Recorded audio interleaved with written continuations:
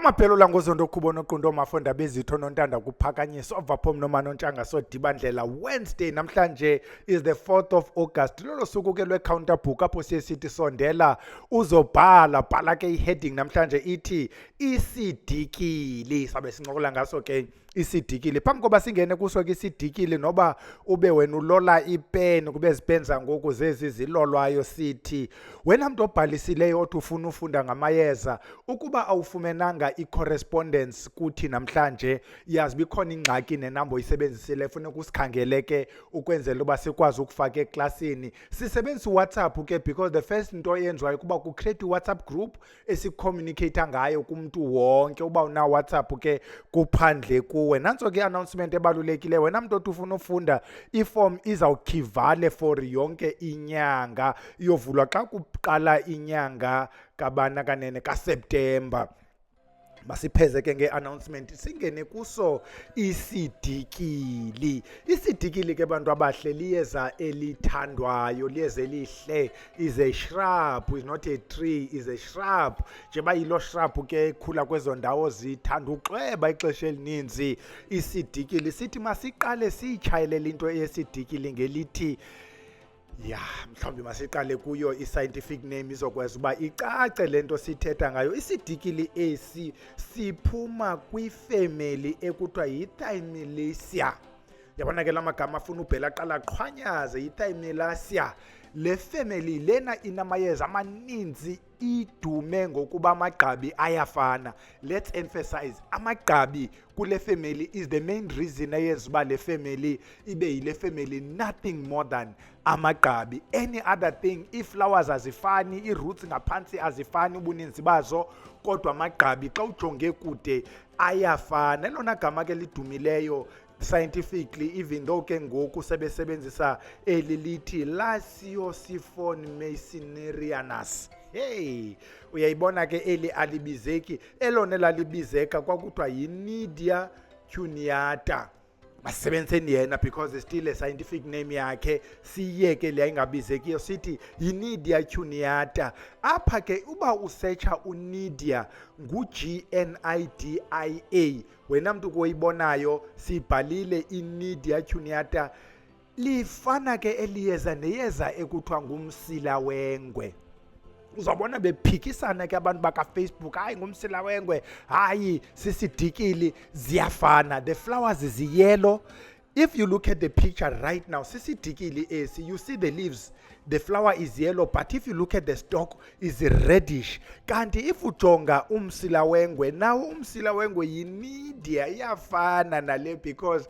they come from the same family le kuthiwa yi-Thymilaceae ziyafana amagqabi yona lena i-Nidia kuthiwa ngumsila wengwe but yi-Nidia crausianus yeva kuyakhumshwa pha sizawuze siyiphathe nayo ke lento ngumsila wengwe sithethe ngayo but all we want to tell you right now njengoba siye sithi within ifamily kuba khona ukuyelelana this is one of the rare families and le mizekelo emibini esithethayo is by means of equation xa sisithi yi-Nidia cuneata another one yi-Nidia crausianus let's leave it there because one is toxic one is not umsila wengwe is toxic abantu abasebenza umsila wengwe ikakhulu bawusebenzisela ukuthambisa apha ebusweni umuntu avuvuka ubuso ingathi utyiwe ziinyosi kuba kuthiwa ke kukhutshwa isichitho after 2 to 3 days uphinda ubuyele ube right so ungothuki xa unyangwe ngomsila wengwe uvuvuka ubuso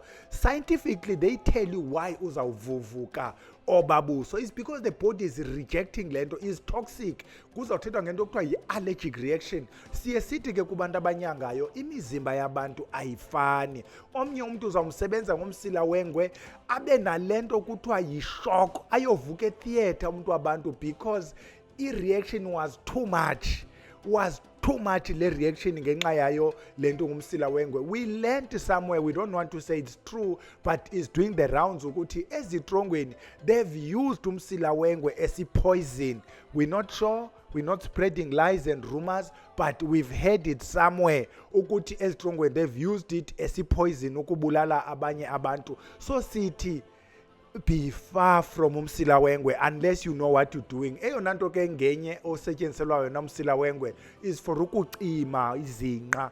Apho ke kucimeni asikeva nto kuthiwa yitheni, ootata bathi induku ayivuki. Uzawufumanisa bazawusetyenzisela umsila wengwe nezinye izinto nabantu abanezinqa, but ke zikhona izinto ezibhetere esiyazi uba zikho toxic, because apha anything toxic, this is what we teach phaa kwiVusilanga Academy. Sithi anything oyaziyo ukuba i-toxic, zama as much as possible to use i-substitutes zayo than yona. Ufuna ucima, fumana into ezinjengemithuma, fumana into ezinjengesendelenja, fumana izinto ezinjengebiza olento kuthiwa yintoni kanene nale liyeza kuthiwa ngundwendweni, yintoni kanixhosa, isigotyibe. Fumana ugotyibe, bathi intombi zibelethene ngawo amayeza esiyazi uba awanazi problems. Ufake ke nondonya bakho ke kancinci, ufake oBlue Stone, ukwenzela ubungafaki umsila wengwe ozawuphazamisa ngenye imini, ufake kumayeza azawungena emlonyeni. This was just a caution ke bantwana bahle, asithethi ngawo umsila wengwe namhlanje. We have put isidikili kule picture uyijongileyo, it will be followed by a next picture yomsila wengwe, so that ubone lo mehluko and the reason for i-confusion. Masigqithe ke kuyo leyo into besizama uyichaza, siye ku-medical. Medically sizamile ujonga, ukubone ujonge kude kudumba amehlo, kujongile ukhangela. Medically bathi yenzani.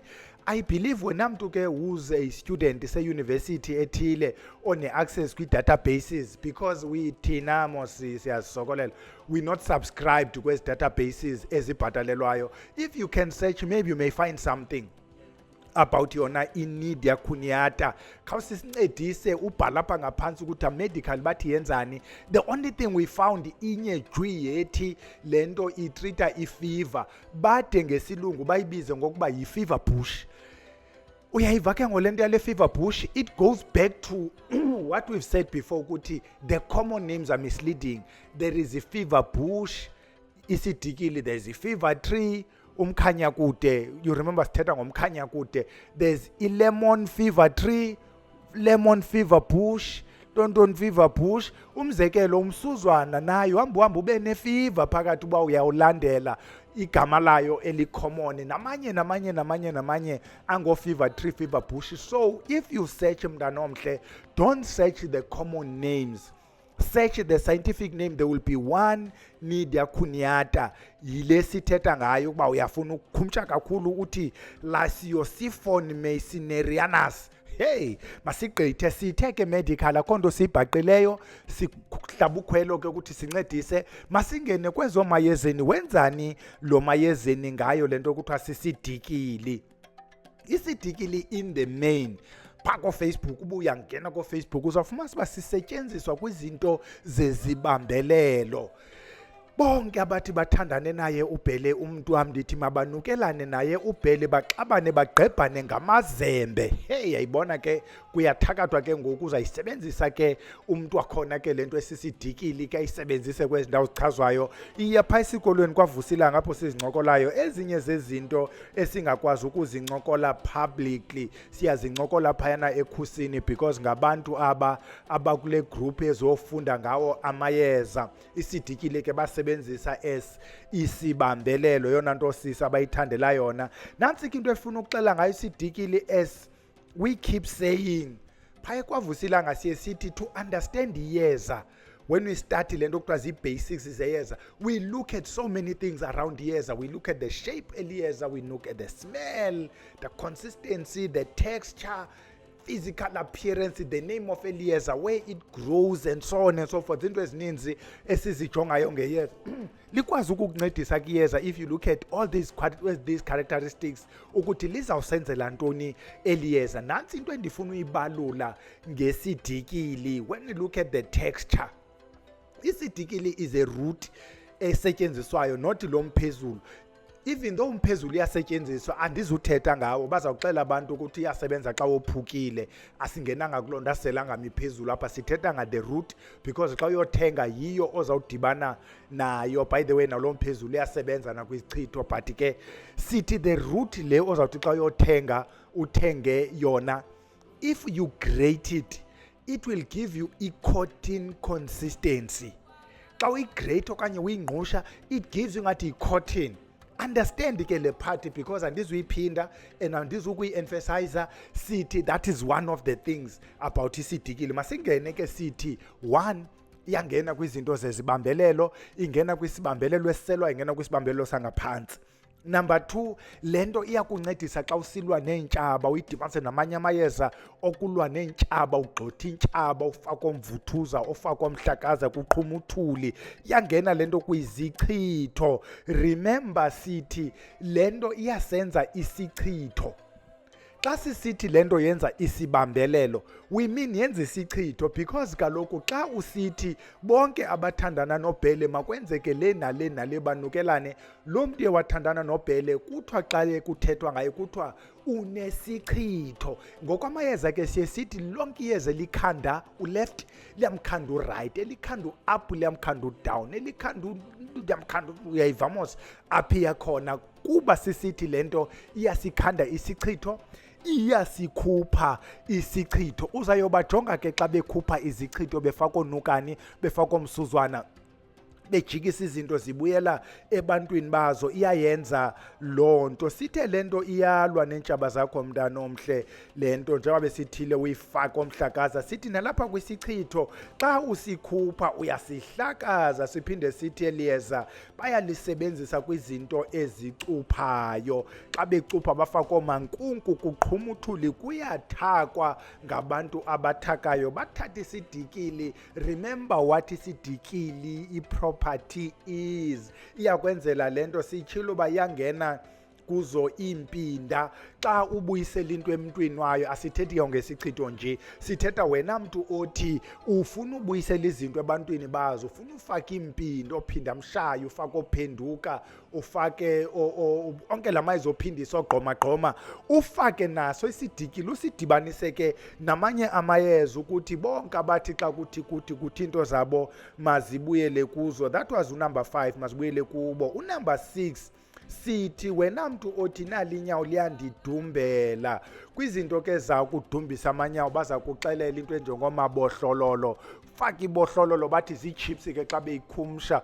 Sebenzisa ibohlololo, abanye basebenzise ezinye izinto, abanye basebenzise izidikili, abanye basebenzise ngosebenzisa kwabo. Isidikili ke siyangena kuyo lento yamanyawo adumbayo. Ungaphinde kuyisebenzise ke mntana omhle, sichazile mosiba yinto lesithetha ngayo. Ungayisebenzisa wena kwizinto zezilonda, whether uchile, but ube very careful, because if uyasingqusha esi sidikili uzawufumanise kubana you may have small pieces. Can you imagine when they touch your wound? So make sure ukuthi xa usisebenzisa awutouch your wound ngento ongakhange uyihluze, even though iza kutsamisa, iza kukhama, because inazo zo properties ke mntana omhle sizamile ukuyihinta mos. Uvile ngoba sithetha ngecotton, iyayenza loo nto ukuthoba inyawo, ukuklina isilonda. Siso isidikili. Bathi ke iyacupha lento besiyitshilo mos kwizicupho. Izicupho ke zikaninzi apha, sifuna nje ukubalula esi besisichazile, sithi ukuba kwenzeke into ethile ngoBhele makwenzekele, kanti abanye bacupha nezindlu ezizabo. Xa wenza izinto zobethelela, ufake isidikili ukuthi masidonse yonke into emnyama iphele kule ndawo, yonke into ethe yathi makwenzeke into ethile. Andithi ukucupha wenza loo nto ukuba kwenzeke into ethile makuthi kukucupha oko. So uyacupha ke nalapho uhlala khona, usebenzisa amayeza ocupha, ufake isidikili. But ikakhulu xa becupha ngaso, bathi lento mayihlale kule ndawo, mayingagqithi kule ndawo, mayingangeni endlini, mayiphele kwezikona, emva koko ibole, because kwesi sicupho sakho ufake nezinto ezibolisayo. Zikhona ke besesichazile apha into ezibolisayo. Umzekelo, if you remember when we're talking about ifenel, imboziso, you remember when we're talking about umbola, sathi izinto ezibolisayo. Wena mntu ucuphayo ke ucupha iyadi. Sathi kunumber 9 bayifaka kwizinto zokulahla izilwane. If you understand the property, isangena ke mntana omhle. That's why we say ba right. Siphinde sithi bayifaka kwiziphephetho. That is number 10. Uphephethe kuphephetheke. Ukuba uyayikhumbula laa nto besisithi bonke abathi noBhele makwenzeka into ethile, uzawufumana uba la mayeza ubuwasebenzisile phaa uzawuphinde uwasebenzise ufake ke ngoku amayeza othumela ke mntana omhle. Akhona amayeza esithi xa siwabiza phaa kwi-academy sithi zii-conduits, lana they are tunnels, ngalana athumela into yakho uba mayiye apho ufana uba iye khona, uyaphephetha ke ngoku. Nantso ke masingagqithi because ezinye zizawuhambe zihambe ziphazamise nto zi-10 sizichazileyo. Zifumanele ke isidikili mntana omhle, ziyafumaneka izidikili, iyakwazi le nto ube ngangethanga. Khona umnyusiso namathanga amakhulu endimazi, ubani ithanga iphela iba lithanga elingakayana sisidikili. I used to think uba isidikili is a tree until eli xhego lilapha eMonti ngakwathanda abantu ekuthiwa ngumzotsho. Wandithatha utata umzotsho wandisa apho sawufumana khona isidikili ngakwa-NU1, yabona xa ungena eMdantsane apha ekuqaleni ngasezirobhothini, andizutsho ndawoni khona phaa xa ungena eMdantsane ngasezirobhothini sikhona isidikili phaa. Yeka nje uba sekhona la construction iqhubayo emoshe amayeza amaninzi ebekhona phaa, kodwa isidikili sikhona kulaa ngingqi hamba okhangela. Asisafuna uchaza because niye nisuke nidwabe yonke le nto iphaa. So utata umzotsho ke wandithatha wondibonisa isidikili. As I was part of le journey yokufunda amayeza ngothunywa ngabantu basekhaya, bathi xa bendithuma bathi siza kukufundisa la mayeza, bathi ubuzawudibana nomzotsho. Ndandicinga la maxhego asekhaya azawuzondifundisa. Nazi ke neentaka zasekhaya zisitshwa apha phezu kwam. Andiyeke ilale ke mntana omhle, sithi wena mntu unomdla we-essential oils, don't forget to send your email. We just want to gauge interest. Send your email ku sales@vusilanga uthi nawe unomdla kwezi essential oils. When we see the interest, and then ke ngoku we will announce i-course on i-essential oils. Izawuba i-course yabantu abathile kabambalwa kulo online. Izawuba yiloo nto apho sithetha nge-essential oils, zenziwa njani, yenzani le, siyenza njani kwiziwasho, siyenza njani emayezeni. Masiyeke ke ilale sidibane Friday xa sizawube sithaka camagu.